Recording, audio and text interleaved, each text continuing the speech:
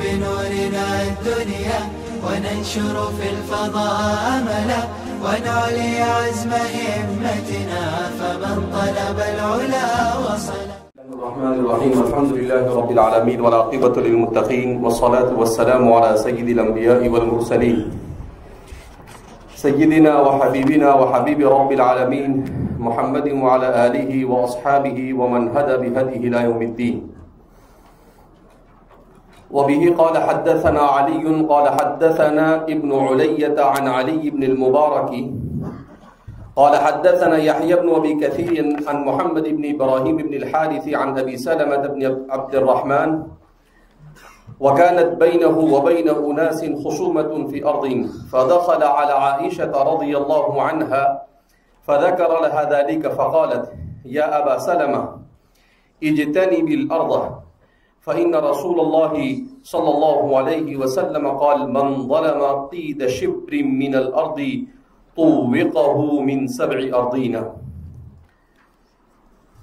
اس باب میں جس کو بابو ما جاء فی 7 أرضین کے عنوان سے ذکر کیا ہے، امام بخاری رحمۃ اللہ علیہ نے تقریباً 4 روایتیں ذکر کی ہے جو 7 أرضین کے اوپر دلالت کرتی ہے.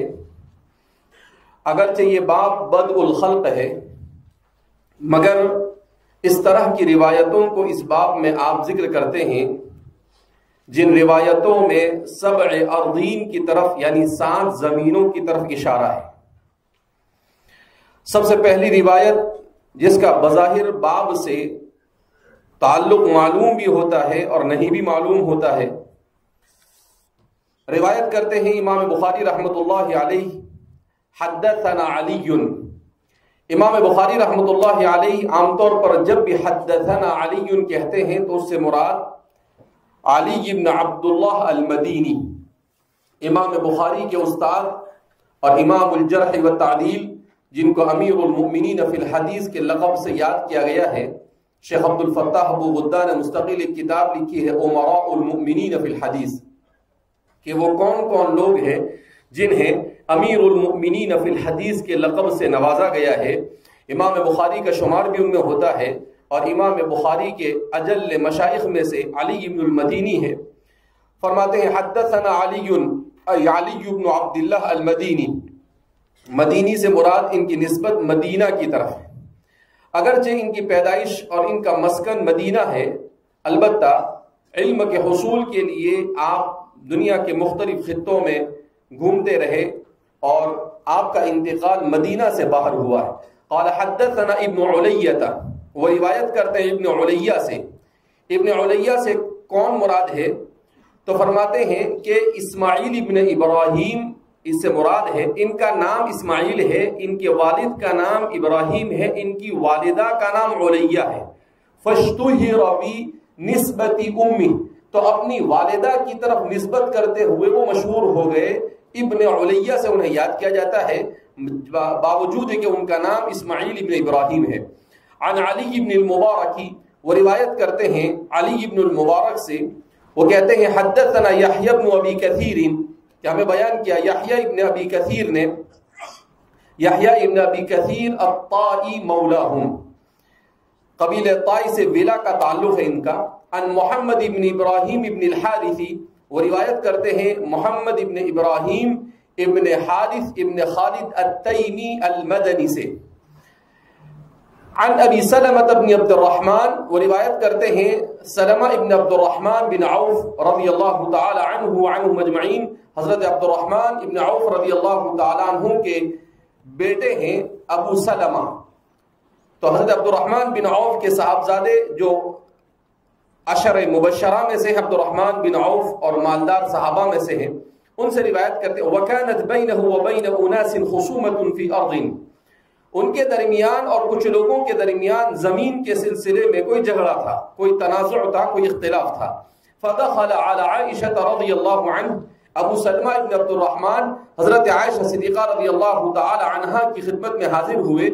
یہ کم سن تھے اور حضرات صحابہ کے جو بچے 10 سال 12 سال 14 سال کے ہوا کرتے تھے، یہ چھوٹی عمر کے عام طور پر بچے حضرت عائشہ کی خدمت میں آ کر تربیت حاصل کرتے تھے اور ان سے علم حاصل کرتے تھے. انہی لوگوں میں سے ابو سلمہ بن عبد الرحمن بھی ہے کہ وہ حضرت عائشہ کے ان تلامذہ میں سے ہیں جنہوں نے حضرت عائشہ کے علوم کی ترویج میں بڑا اہم ترین رول ادا کیا. حضرت عروہ ابن زبیر ابن العوام ہے، حضرت عبداللہ ابن زبیر ابن العوام ہے، اور حضرت ابو سلمہ ابن عبد الرحمن ابن عوف ہے. تو ان کا شمار بھی اجل تابعین میں اور محدثین کے صف میں ہوتا ہے، اور کبار محدثین میں ان کو شمار کیا جاتا ہے.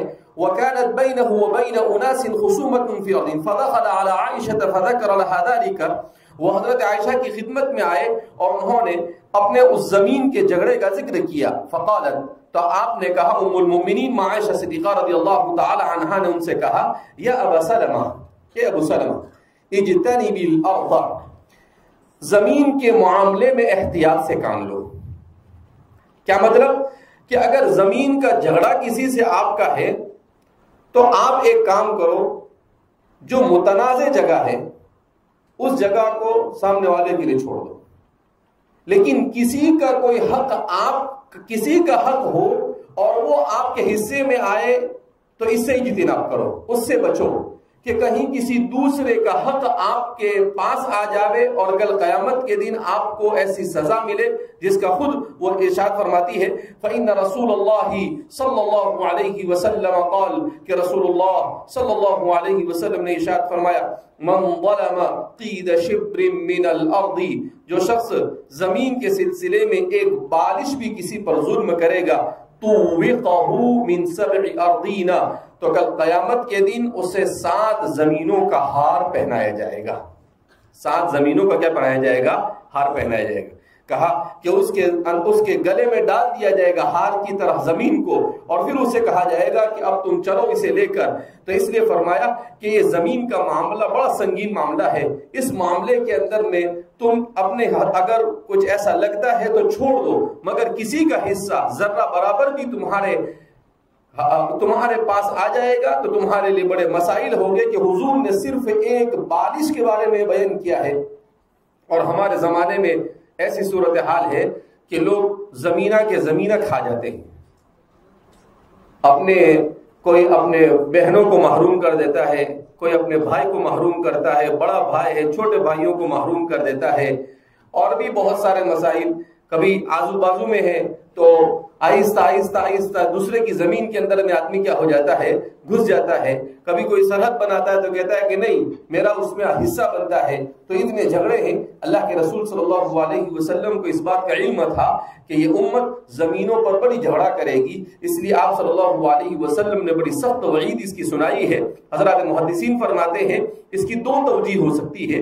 ایک توجیہ تو یہ ہو سکتی ہے کہ واقعتاً ایسا کیا جائے گا کہ اس کے گلے میں زمین کا توق پہنایا جائے گا، اور ایک توجیہ یہ ہے کہ ہو سکتا ہے کہ اگرچہ یہ ممکن نہ ہو کہ انسان اس توق کو، زمین کے توق کو اپنے گلے میں پہنا سکے، مگر اللہ کے رسول صلی اللہ علیہ وسلم گویا مجاز لے رہے تھے کہ ایک ٹکڑا زمین تم لوگے اور تمہارے سر پر قیامت کے دن پوری زمین کے برابر گویا کہ وزن ڈالا جائے گا، اور اتنا بڑا تمہیں سزا اور اتنی بڑی سزا تمہیں دی جائے گی. تو اس طرح سے اللہ کے رسول صلی اللہ علیہ وسلم نے اپنی امت کو اس چیز سے بچنے کی تلقین کی. امام بخاری کا مستدل ہے 7 اردین من 7 اردین، کہ یہاں پر 7 زمینوں کا ذکر کیا گیا. کتنی زمینوں کا ذکر کیا گیا؟ 7 زمینوں کا ذکر کیا گیا. لہذا یہ ترجمۃ الباب ہے امام بخاری کے اپنے بیان کے مطابق کہ زمین کے گویا کے 7 طبقات ہے. ان 7 زمین کا مطلب کیا ہے کہ پوری زمین گویا کے ہار کی طرح تمہارے گلے میں پہنا دی جائے گی. اور وَمِنَ الْأَرْضِ مِثْلَهُنَّ قرآن کریم نے خود اس کو بیان کیا ہے کہ زمین کے 7 طبقات ہے. بسیار جستجو کے بعد کچھ تحقیق بھی آئی ہے سامنے کہ واقعتاً آج کی سائنس اس نتیجے پر پہنچی ہے کہ زمین یہ 7 طبقات میں منقسم ہے. ماڈرن سائنس جو ہے وہ اس نتیجے پر پہنچی ہے کہ زمین کے کتنے طبقات ہیں؟ 7 طبقات ہیں. وبه قال حدثنا بشر بن محمد قال اخبرنا عبد الله عن موسى بن عقبة عن سالم عن أبيه رضي الله عنه وعنهم أجمعين قال النبي صلى الله عليه وسلم من أخذ شيئا من الأرض بغير حقه خسف به يوم القيامة إلى 7 أرضين. امام بخاری اپنے استاد بشر ابن محمد سے روایت نقل کرتے ہیں، بشر ابن محمد السختیانی ابو محمد المروزی، کہ یہ سختیان کے رہنے والے تھے اور ان کی کنیت ابو محمد ہے، ابو محمد المروزی سے مشہور ہے۔ قال حدثنا بشر بن محمد قال اخبرنا عبداللہ ابن المبارک المروزی۔ عبداللہ عام طور پر امام بخاری کی سند میں جب دوسرے نمبر پر مطلقاً عبداللہ کا ذکر آتا ہے تو حضرت عبداللہ ابن المبارک مراد ہوا کرتے ہیں۔ تو فرماتے ہیں اخبرنا عبداللہ ابن المبارک المروزی عن موسیٰ ابن عقبہ، وہ روایت کرتے ہیں موسیٰ ابن عقبہ سے۔ موسیٰ ابن عقبہ یہ وہ آدمی ہے جنہوں نے مغازی پر اوائل مصنفین میں سے ہیں، جنہوں نے مغازی پر سب سے پہلے کتابیں لکھی ہے، انہی لوگوں میں آپ کا شمار ہوتا ہے۔ عن سالم، وہ روایت کرتے ہیں سالم سے۔ سالم سے مراد کون ہے؟ سالم ابن عبداللہ ابن عمر، یعنی حضرت عبداللہ ابن عمر کے صاحبزادے اور حضرت عمر ابن الخطاب رضی اللہ تعالیٰ عنہ کے پوتے۔ تو فرماتے ہیں عن سالم، وہ روایت کرتے ہیں سالم سے عن ابیہ، اور وہ اپنے والد سے۔ تو ان کے والد سے مراد کون ہے؟ حضرت عبداللہ ابن عمر ابن الخطاب رضی اللہ عنہ، حضرت عبداللہ ابن عمر ابن الخطاب۔ قال، وہ فرماتے ہیں قال النبی صلی اللہ علیہ وسلم، نبی کریم صلی اللہ علیہ وسلم نے ارشاد فرمایا من اخذ شیئا من الارض بغیر حقہ، کہ جس نے کسی سے اپنے حق کے بغیر زمین کا معمولی سا حصہ بھی لیا، خسف به یوم القیامت الى 7 اراضین، تو اسے زمین میں 7 زمین تک ڈھسا دیا جائے گا قیامت تک، یعنی وہ زمین کے اندر میں ڈھستا چلا جائے گا یہاں تک کہ وہ 7ویں زمین کے اندر پہنچ جائے گا۔ تو اللہ کے رسول صلی اللہ علیہ وسلم نے سخت وعید بیان کی کہ اگر کسی کی زمین کا تھوڑا سا بھی حصہ اگر آپ نے لے لیا تو ایک تو برزخ کے اندر میں یہ عذاب ہوگا کہ اس کو زمین کے اندر میں ڈھسایا جائے گا اور وہ زمین میں مسلسل قیامت تک یہ جاتا رہے گا یہاں تک کہ بالکل اس کے نچلے طبقے میں کیا ہو جائے گا، پہنچ جائے گا۔ تو اس کو حضور نے فرمایا اور پھر قیامت کے بعد جب حساب اور کتاب ہوگا تو اس وقت اس کے گلے کے اندر زمین کا توقع کیا جائے گا، پہنایا جائے گا۔ گویا کہ مختصر سی دنیاوی زندگی کے لیے آدمی اپنی عاقبت، اپنی برزخ اور اپنی آخرت دونوں کو کیا کر دیتا ہے، برباد کر دیتا ہے۔ امام بخاری کا مستدل ہے، یہاں پر اوپر من 7 اراضین تھا، یہاں پر الی 7 اراضین، کہ اللہ کے رسول صلی اللہ علیہ وسلم مسلسل 7 اراضین کا کیا کر رہے ہیں، ذکر کر رہے ہیں۔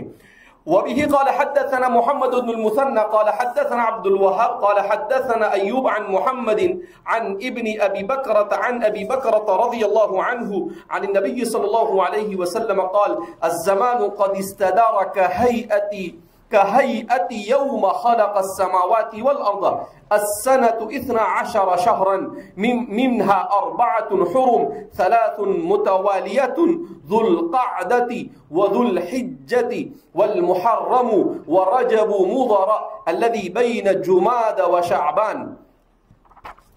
اس روایت میں اللہ کے رسول صلی اللہ علیہ وسلم فرماتے ہیں، اس سے پہلے فرماتے حدثنا محمد بن المثنى، کہ مجھے بیان کیا، امام بخاری فرماتے ہیں محمد بن المثنى ابن عبید العنزی ہے، وہ روایت کرتے ہیں عبد الوہاب سے۔ عبد الوہاب سے کون مراد ہے؟ عبد الوہاب الثقفی، کیونکہ عبد الوہاب نام کے بہت سارے راوی گزرے ہیں تو اس لیے فرماتے ہیں یہاں پر عبد الوہاب سے عبد الوہاب الثقفی مراد ہے۔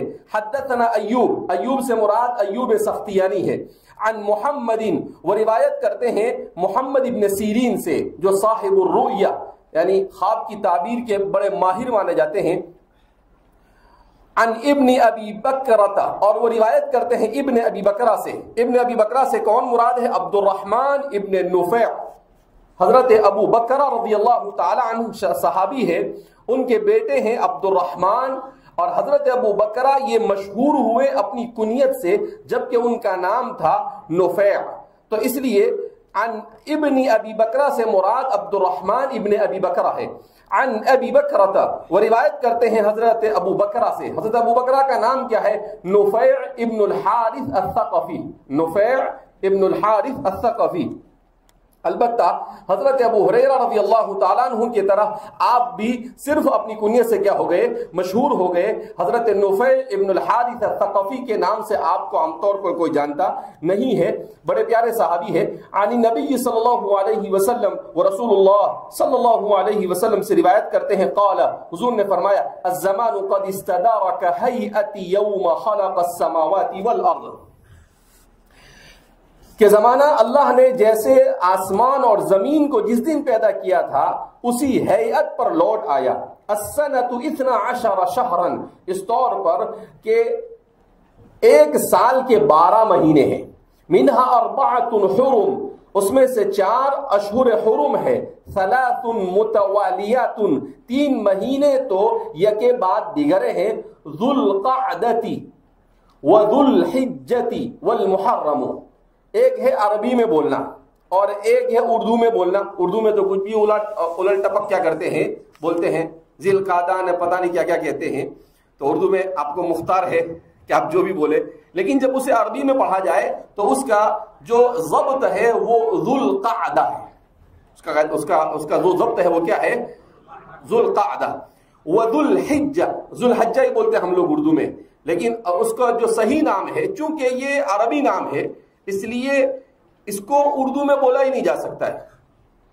تو حقیقت میں دیکھا جائے تو اس کو اسی تلفظ کے ساتھ بولنا چاہیے، کیونکہ یہ اسلامی اور عربی نام ہے. اردو زبان سے اس کا کوئی تعلق ہے نہیں. اردو والے تو کچھ بھی کہیں بھی کسی کو کچھ بھی بگاڑ کے رکھ دیتے ہیں. تو فرماتے ہیں ذو القعدۃ وذو الحجۃ والمحرم. محرم کہا یہ 3 مہینے. ان 3 مہینوں میں کیوں اس کو اشہر حرم کہا گیا تھا؟ اس وجہ سے کہ زمانے جاہلیت میں اگرچہ یہ بت پرست تھے، کچھ بھی تھے، مگر انہیں اشہر حرم کی اس لیے اس کی اہمیت ان کے پیش نظر تھی کہ وہ حج کیا کرتے تھے. اگرچہ ان کا حج قرآن کریم نے خود اس کو بیان کیا ہے، ما كان صلاتهم عند البيت الا مكاء وتصدیہ، کہ جب کعبۃ اللہ کا طواف کرتے تھے تو یہ سیٹیاں بجاتے تھے اور تالیاں بجاتے تھے. جیسے تہذیب مغرب کے لوگ بھی تالیاں اور سیٹیاں بجاتے ہیں، یعنی جاہلیت القرن الواحد والعشرین، گویا کہ زمانے جاہلیت کی طرف آج کا انسان پھر کیا ہو چکا ہے، لوٹ چکا ہے. اسی لیے سید محمد قطب نے مستقل کتاب لکھی ہے جاہلیت القرن العشرین. کہا کہ اس زمانے کی جاہلیت کا موازنہ اگر رسول اللہ صلی اللہ علیہ وسلم کے زمانے کی جاہلیت سے کیا جائے تو ایسا معلوم ہوتا ہے فتشابہت قرناہا، کہ گویا کہ دونوں ایک دوسرے کے بھائی بہن ہیں، قریب قریب ہے. بہرحال تو آپ وہ کیوں ایسا کرتے تھے؟ اس لیے کہ ذی الحجہ کے مہینے میں حج ہوتا تھا.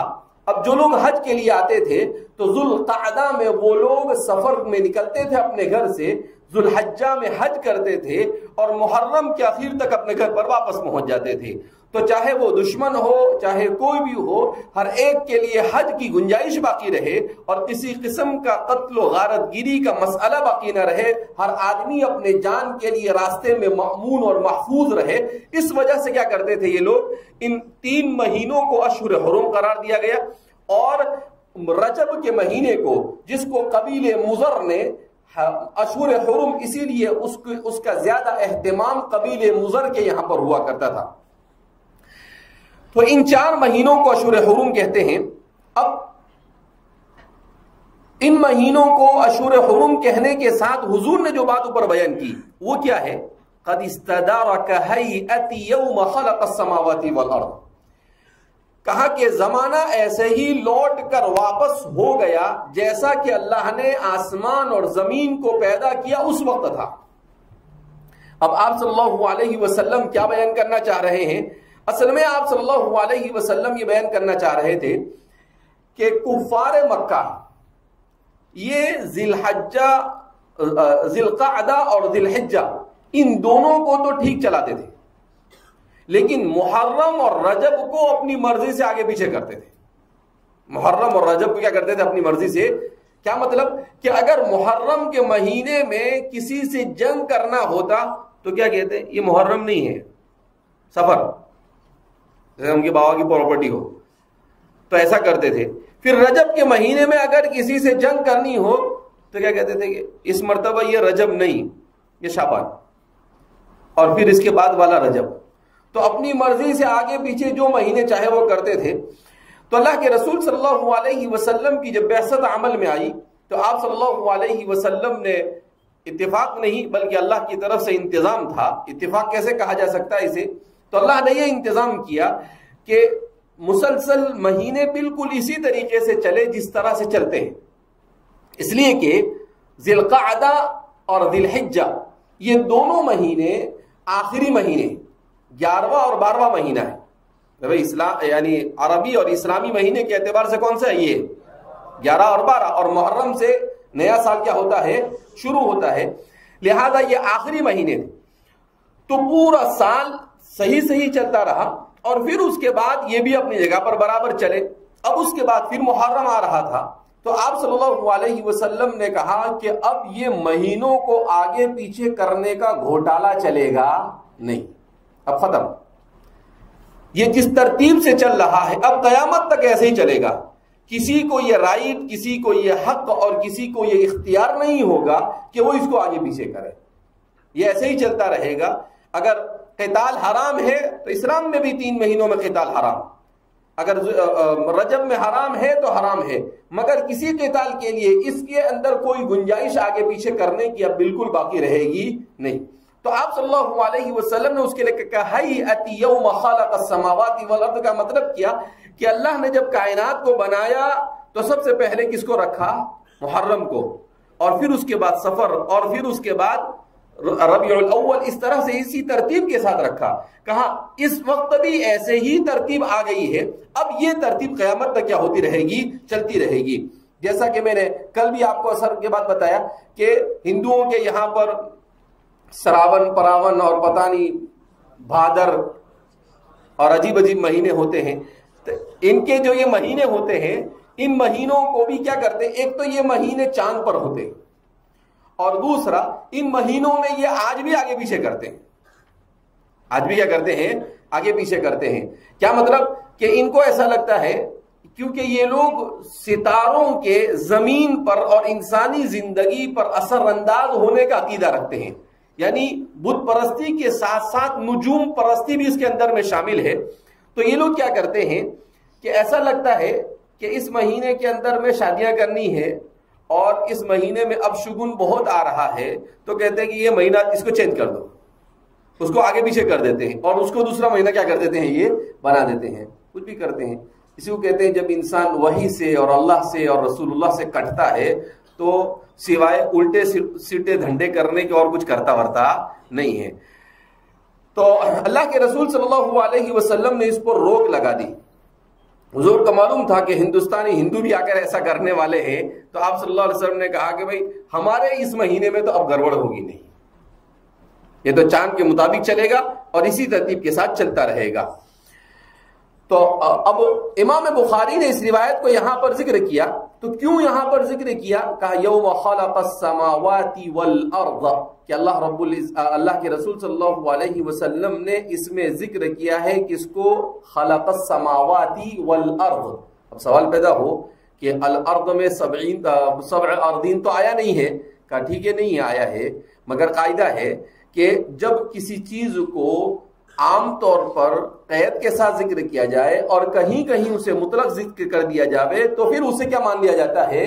دوسری جگہ پر اس کو مقید ذکر کیا گیا اس لیے یہاں پر بھی اسے مقید مان لیا جاتا ہے. تو یہاں پر بھی گویا کہ 7 اراضین ہی کو مقید. کیوں؟ کہ اللہ رب العزت نے اس کی تخلیق کے واقعے کو جہاں جہاں بیان کیا ہے تو وہاں پر 7 کا کیا کیا ہے؟ تذکرہ کیا ہے. تو یہ ہے ترجمۃ الباب اس روایت کا. وبه قال حدثنا عبيد الله بن إسماعيل قال حدثنا أبو أسامة عن هشام عن أبيه عن سعيد بن زيد بن عمرو بن نفيل أنه خاصمته أروى، یہ أروى نہیں ہے، یہ أروى في حق زعمت أنه انتقصه لها إلى مروان فقال سعيد أنا أنتقص من حقها شيئا أشهد لسمعت رسول الله صلى الله عليه وسلم يقول من أخذ شبرا من الأرض ظلما فإنه يطوقه يوم القيامة من 7 أرضين.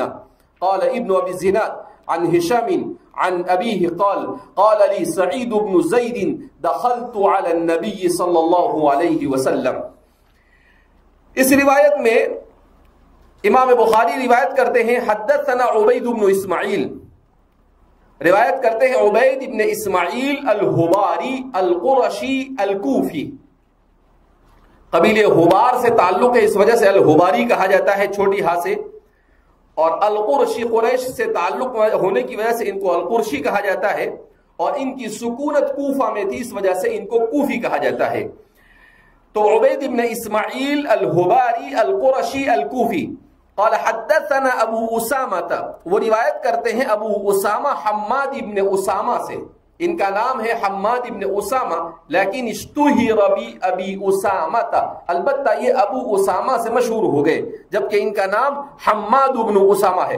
عن ہشام، وہ روایت کرتے ہیں ہشام سے، ہشام ابن عروہ ابن الزبیر ابن العوام، حضرت عروہ کے بیٹے ہیں۔ عن ہشام، وہ روایت کرتے ہیں ہشام ابن عروہ ابن زبیر ابن العوام سے، عن ابیہ، وہ روایت کرتے ہیں اپنے والد سے، ان کے والد کون ہیں؟ عروہ ابن زبیر ابن العوام۔ عن سعید ابن زید ابن عمرو بن نفیل، وہ روایت کرتے ہیں سعید بن زید بن عمرو بن نفیل العدوی، یہ عشر مبشرہ میں سے ہیں۔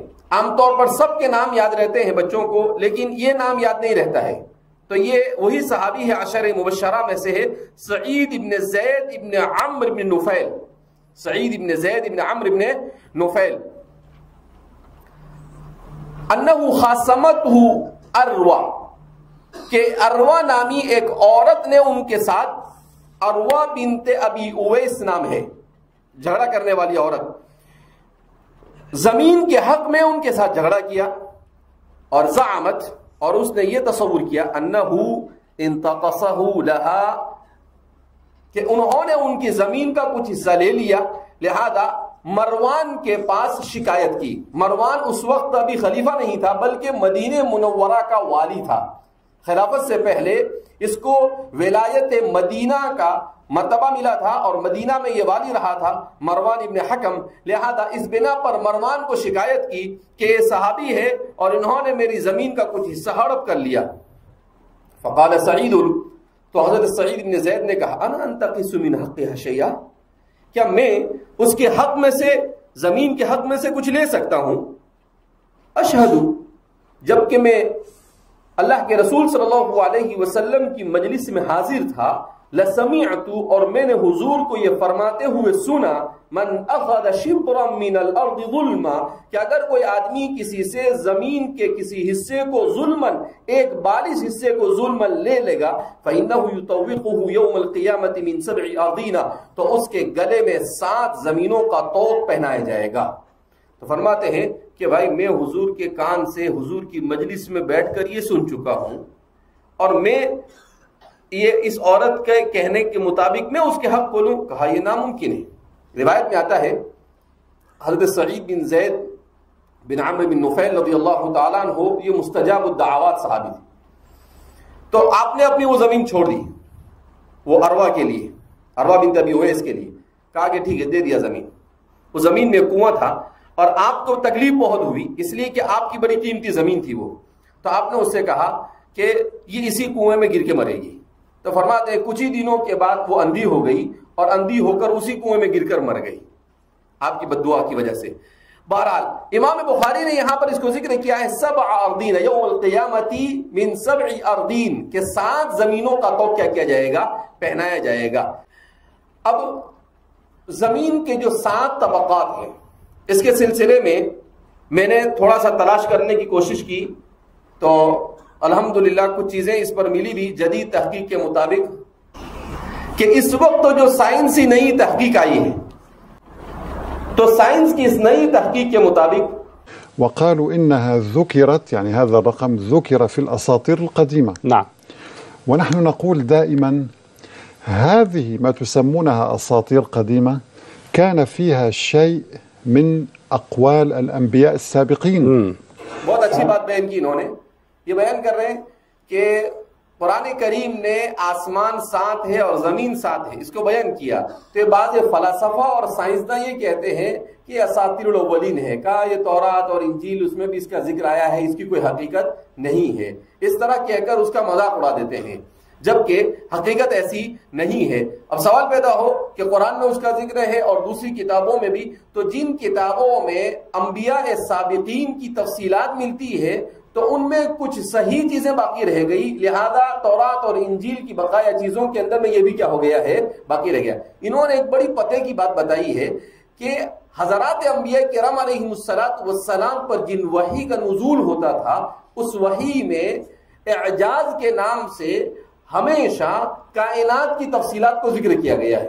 اور بڑی پتے کی بات بتائی انہوں نے کہ حضرت نوح علیہ السلام جو پہلے صاحب شریعت ہے، ان کے جس تذکرے کو قرآن کریم نے کیا ہے، اس تذکرے میں بھی یہ اعجاز کیا ہوتا ہے، ملتا ہے۔ اب تو یہ اس میں سائنس اور قرآن کے باب میں بڑے مشہور ہے، البتہ ان کی بہت ساری چیزوں سے اتفاق نہیں کیا جا سکتا ہے، مگر کچھ چیزیں ایسی ہیں جس کو ہم تسلیم کر سکتے ہیں کہ ان کے تحقیقات قدرے بہتر ہوتی ہیں۔ فليس كل شيء في التاريخ هو أساطير. نعم.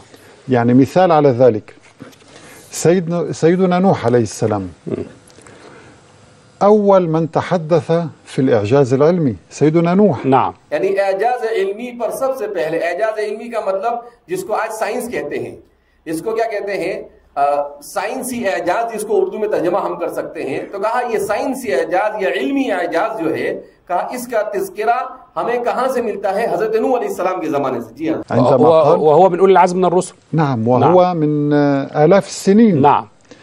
قال لقومه ألم تروا كيف خلق الله 7 سماوات طباقا. فرماتے ہیں دیکھو حضرت نوح علیہ السلام نے اپنی قوم کو جو باتیں بیان کی، جس کو قرآن نے ذکر کیا ہے، اس میں ایک جگہ پر کہا کہ الم تروا کیف خلق اللہ 7 سماوات طباقا، کہا وہاں تذکرہ ملتا ہے۔ اس کا مطلب یہ ہے کہ یہ تفصیلات انسان کی عقل کو اپیل کرتی ہے، اس لیے ہر صاحب شریعت کی کتابوں کے اندر میں یہ تفصیلات کیا ہوتی تھی، ملتی تھی۔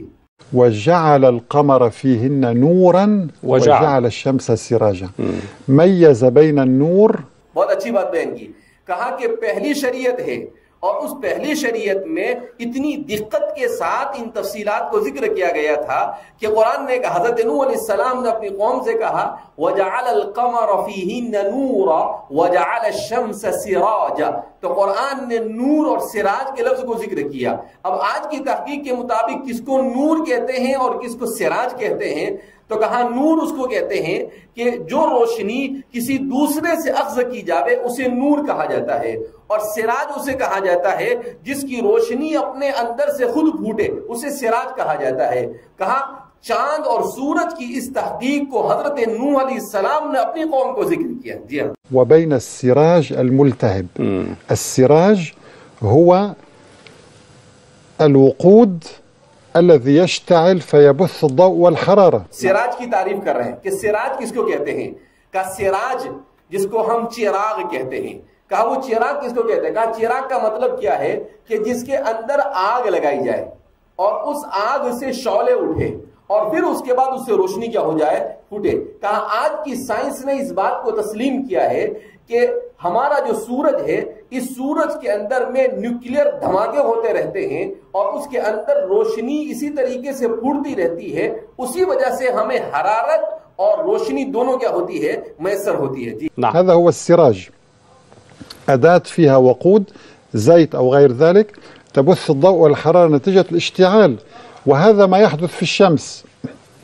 الشمس کہ اسی کو کہتے ہیں کہ جیسے چراغ کے اندر میں آدمی مٹی کا تیل وغیرہ ڈالتا ہے، یا ہمارے زمانے میں اپ ڈیٹ ہوا ہے تو گیس ڈالتا ہے، اب تو وہ بھی بھاگ گیا، اب تو بجلی آ گئی ہے، تو فرماتے ہیں کہ اسے ڈالتا ہے، جب اسے ڈالتا ہے اس کے بعد اس کو سلگاتا ہے اور پھر سلگانے کے بعد اس میں سے روشنی پھوٹتی ہے، تو دو چیزیں ملتی ہے، ایک گرمی اور دوسرا روشنی۔ کہا بالکل یہی کیفیت کس کی ہے، سورج کی ہے، جو عام طور پر سراج کی ہوتی ہے، اور قرآن کریم نے سورج کو کس سے تعبیر کیا ہے، سراج سے تعبیر کیا۔ الذي يحدث فيها أن هناك داخل الشمس تحدث اندماجات نووية، تفاعلات نووية اندماجية. اندماجات نوویہ، تفاعلات نوویہ کا مطلب کیا ہے، نیوکلیئر دھماکہ، نیوکلیئر دھماکہ یعنی یہ جو نیوکلیئر طاقتیں دنیا کی ہے وہ میزائل وغیرہ بناتی ہے اور ان کو بنانے کے بعد اس کو کیا کرتی ہے پھوڑتی ہے, اس کو نیوکلیئر دھماکے کہتے ہیں. بہت کم دنیا کے اندر میں طاقتیں ہیں جس کو نیوکلیئر طاقت کہتے ہیں, جس میں ہمارا ہندوستان ہے, اسی طرح سے پاکستان ہے, امریکہ ہے, اور ایسے کچھ بہت ہی کم ملک ایسے ہیں. تو کہا وہ جو دھماکے ہوتے ہیں ایسے دھماکے سورج میں ہوتے ہی رہتے ہیں ان کی تحقیق کے مطابق.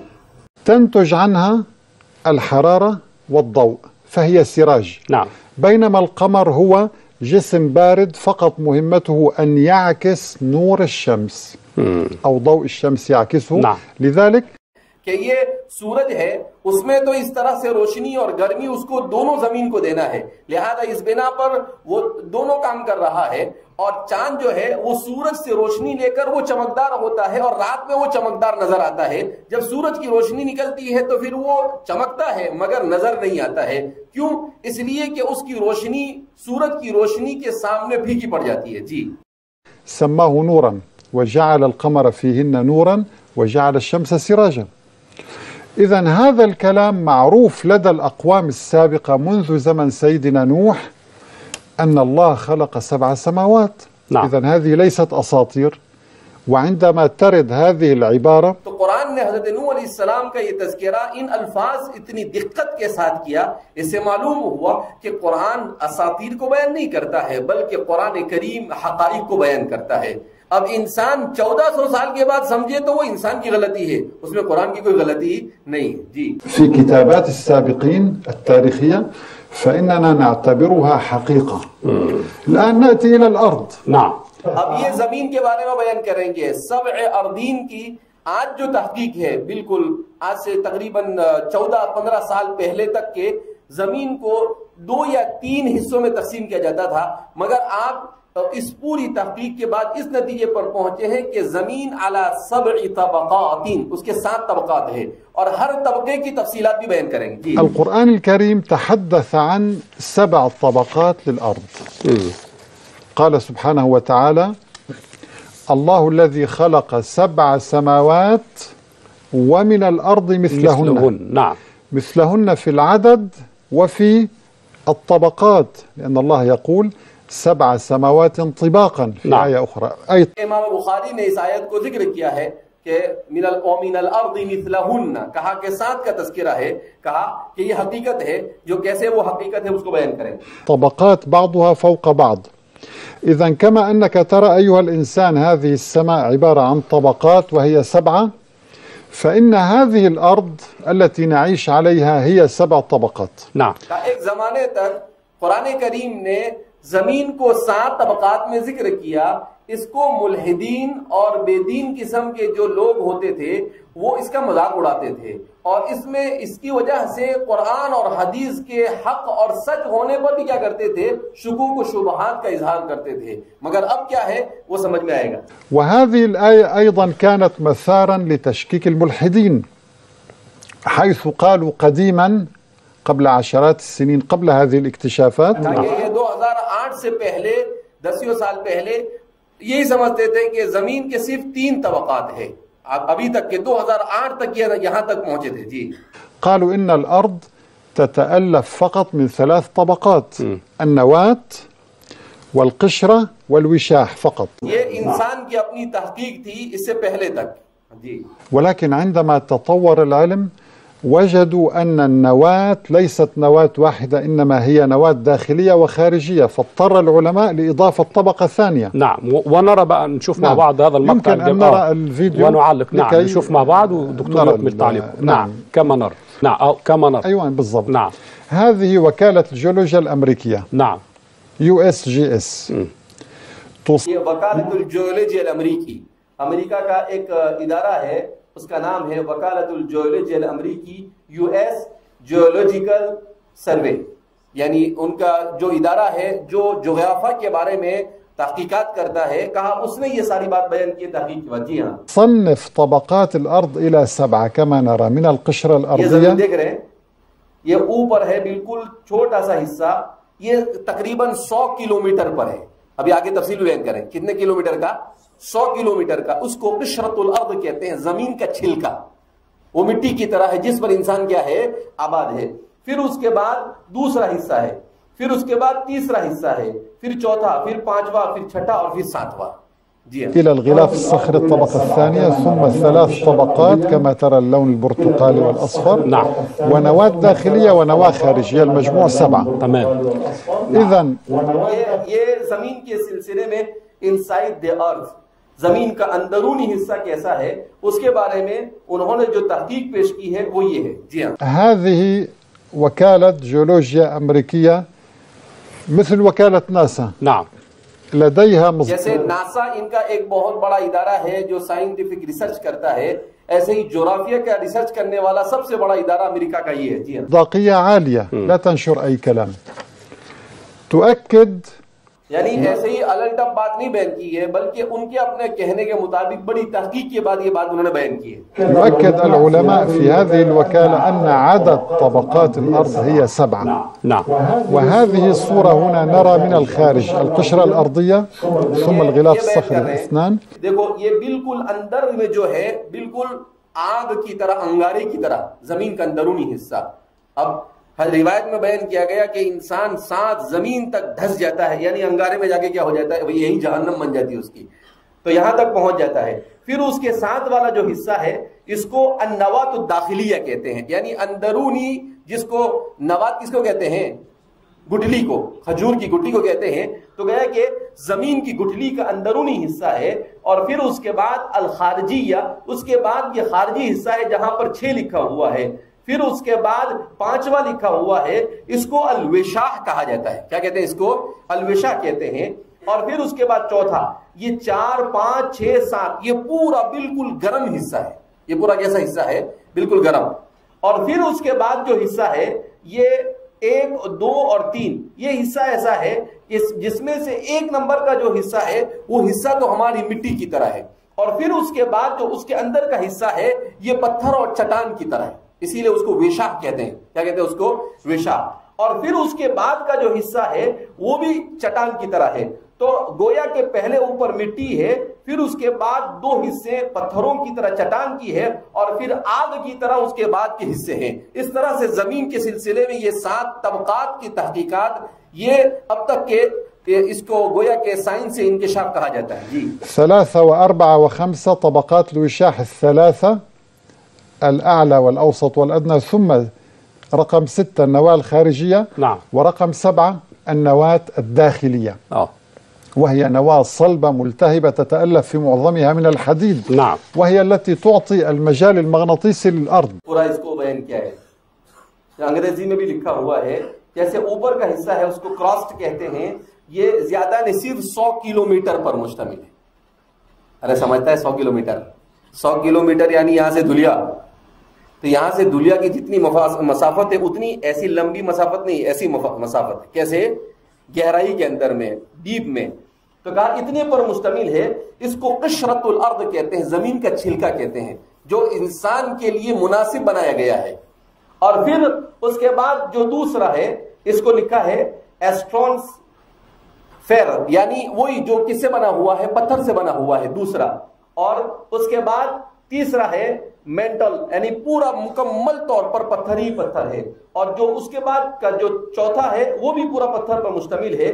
اور پھر 5 6 پانچواں ہے، اس کو کیا کہتے ہیں، اس کو بھی پتھر ہی کی نما کہا گیا ہے. اور 2 جو ہے جو نوات ہے اس کو کیا کہا گیا ہے، انہوں نے آگ سے تعبیر کیا ہے. تو یہ اس طریقے سے زمین کے 7 طبقات جو قرآن اور حدیث نے کثرت کے ساتھ یہاں پر آپ کی اس کتاب کے اندر میں آ رہے ہیں، اب تک کی اس تحقیقات تک یہ پہنچے. جی ہاں. USGS وكالة الجيولوجيا، اس میں وہ بھی دیا ہوا ہے کہ پہلا 100 کلومیٹر پر مشتمل ہے. پھر اس کے بعد کا جو دوسرا اور تیسرا ہے وہ تقریباً 2900 کلومیٹر پر مشتمل ہے. جو چٹان کی طرح ہے، پتھر کی طرح ہے، وہ 2900 کلومیٹر پر مشتمل ہے. اور پھر اس کے بعد کا جو طبقہ ہے وہ یعنی 1 2 3 4 5 6 7 یہ تقریباً 5100 کلومیٹر پر مشتمل. الأمريكية كما نرى أمامنا أي إنسان يستطيع أن يعد هذه الطبقات من الخارج. لدينا القشرة بحدود 100 كيلومتر، ثم الغلاف الصخري، ثم طبقات ملتهبة جدا، يعني باطن الأرض ملتهب سبحان الله ملتهب جدا، وتبلغ درجة الحرارة آلاف الدرجات المئوية، والضغط یعنی جیسے 50-55 ڈگری ہوتی ہے تو انسان گرمی سے کیسا پریشان ہوتا ہے، ایسی ہزاروں ڈگری تپش کے ساتھ یہ اندرونی حصہ مشتمل ہے اسی کے اوپر. جی ہاں، ملايين الضغوط الجوية يعني. اسی لیے زمین سے چیزوں کا اگنا، زمین سے چیزوں کا نکلنا، یہ ساری چیزیں اسی لیے آسان ہے کہ یہ ساری نیچے اللہ نے اس کی انڈسٹری بنا کر رکھی ہے. جی ہاں، يعني باطن كما نرى مظلم، باطن الأرض الطبقة السابعة مظلم، حرارة عالية، ضغط عالي، يستحيل لإنسان أن يصل إلى هذه الأعماق. نعم. ويستحيل أن إنسان أن اللہ نے اس کو ایسا بنایا ہے کہ انسان یہاں تک کہ پہنچنا مستحیل ہے اب تک کی تحقیق کے مطابق. اب تک تو انسان وہاں تک پہنچ ہی نہیں سکتا. کیوں؟ اس لیے کہ کوئی بھی آلات بھی اگر وہاں پر وہ بھیجے گا تو اتنی حرارت ہے کہ وہ کیا ہو جائے گی، ختم ہو جائے گی. جی، تخيل نفسه يعيش فيها. سبحان الله سبحان النبي صلى الله عليه وسلم له تعبير دقيق صلى الله عليه وسلم. انظر إلى هذا الحديث نعم المتفق عليه. قال عليه الصلاة والسلام: من ظلم قيد شبر نعم قيد شبر من الأرض طوقه من 7 أراضين. كأنه دخل في هذا الظلام وهذه الحرارة العالية في الأرض السابعة، يطوق بهذه الأرض. تصور أي إنسان إذا كان الصخر. کہ اللہ کے رسول صلی اللہ علیہ وسلم کا اعجاز ہے کہ آپ نے اتنے کانفیڈنس کے ساتھ ان کو بیان کیا، اور گویا ایسا لگتا ہے آپ 7 حصے کی سیر کر آیا اور اس کے بعد کیا ہم ہمارے سامنے کیا کر رہے ہیں، بیان کر رہے ہیں. جی ہاں، في باطن الأرض يلتهب، الصخور تلتهب، فكيف بإنسان الله سيطوقه يضعه كأنك تعيش في داخل هذه الطبقات ال7 في المركز، حيث الحرارة العالية والضغط العالي الذي يحطم أي شيء. حذر النبي صلى الله عليه وسلم بقوله: من ظلم قيد شبر من الأرض طوقه من 7 أراضين. رواه البخاري. نعم البخاري. نعم. ويثبت هذا الحديث أن النبي صلى الله عليه وسلم صادق في دعوته. لماذا؟ کہ یہ آپ صلی اللہ علیہ وسلم کا معجزہ ہے اور آپ کا صادق ہونا اسے ثابت ہو رہا ہے کہ حضور نے بات بیان کی اور بیچاروں کو، سائنسدانوں کو ابھی کیا ہو رہا ہے، سمجھ میں آ رہا ہے یہ ہم سے کتنے سال پیچھے ہے، 1400 سال کیا چل رہے ہیں، پیچھے چل رہے ہیں. لأنه أشار إلى طبقات تطوق الإنسان، وهذا يرجح أن هناك أرض واحدة وليس 7 كواكب كما ذهب بعض. کر رہے ہیں کہ جو لوگ یہ کہتے تھے کہ 7 ارضین سے مراد 7 کواکب ہے، تو وہ تفسیر تو اب کیا ہو گئی، غلط ثابت ہو گئی. اور آج کی تحقیق کے مطابق یہ بات، اس کو ہم یقینی تو نہیں کہہ سکتے ہیں، البتہ حقیقت کے قریب کیا ہو سکتے ہیں. کیوں؟ اس لیے کہ ابھی کچھ دنوں کے بعد اور کچھ الٹا دوسرا بھی لے کر آوے اور 8واں 10واں 12واں بھی نکالے، ان کا کوئی بھروسہ نہیں.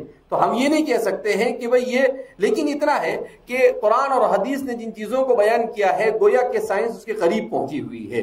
تو اس وجہ سے مجھے تلاش کے بعد یہ ملا تو میں نے کہا کہ عبد الدائم الکحیل ان کا نام ہے. یہ قرآن کے اعجاز کے اوپر اچھا کلام کرتے ہیں، اگرچہ ان کی باتوں پر آنکھ بند کر اعتماد نہیں کیا جا سکتا ہے، لیکن ٹھیک ہے، یہ جو چیز ایسی سمجھ میں آتی ہے کہ قدر مناسب ہے اور حقیقت کے قریب ہے تو اس کو آپ کے سامنے پیش کیا جا رہا ہے.